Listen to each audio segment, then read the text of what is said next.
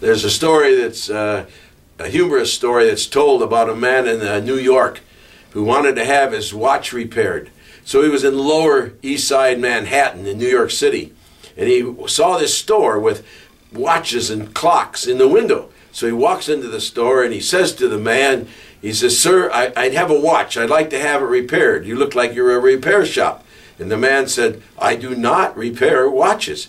And he says, "Well, what do you mean? What do you do?" He says, "I am a moil. I'm a ritual circumciser." He says, "Well, then why do you have watches and clocks in your window?" And he looks at him, he says, "What would you suggest that I do hang in the window?" That Borscht Belt sense of humor, piece of humor, that the comedians love to tell, is really, though, a lead-in to something that I think is quite important. And I say good morning to you. I'm Jim Sherman, the Rabbi's Associate here at Adath. And I'm coming today to talk to you about Lech-Lecha, the Parsha for this week.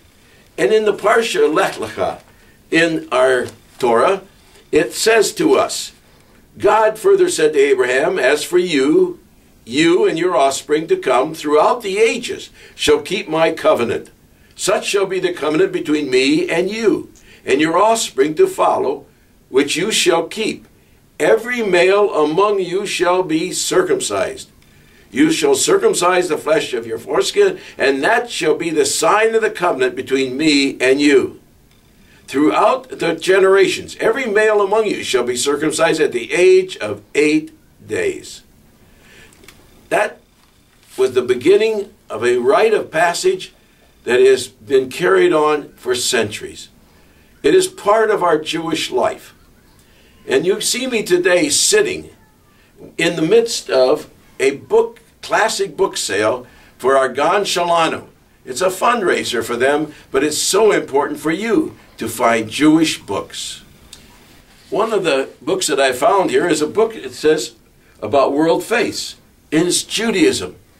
And it's really very good book that says in the very beginning under rites of passage, and I quote it, it says, "As descendants of the patriarch Abraham, Jews belong to an ancient family, and it is as a family that they mark the great life cycle events.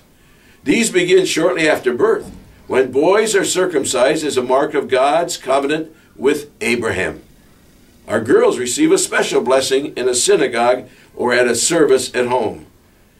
And so we see this connection not only to what the Torah says, but it's a connection to who we are as a Jewish people. We are a covenantal people. And the sign of the Brit Milah, the bris, as many of you know it, is a sign of the covenant that we have with God through Abraham. Now, I've had 3 sons, 8 grandsons, and have all gone through it. But it was when they went through the ceremony, sure, it was maybe a little painful for the baby, but at 8 days it heals fastly, very fast. But the important part was we had a joyous bringing of another child into our Jewish people. And we can't say that's a bad thing at all.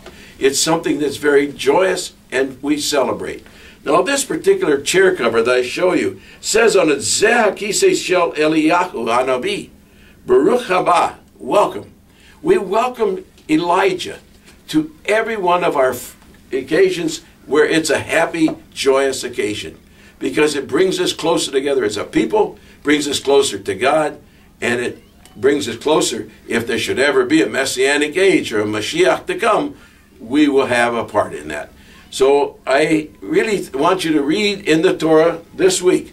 Pay attention, please, to that section when we begin this rite of passage for all our young children and for the males and females of our people through the rite of circumcision, Brit Milah. Have a good Shabbat, and I look forward to seeing you soon.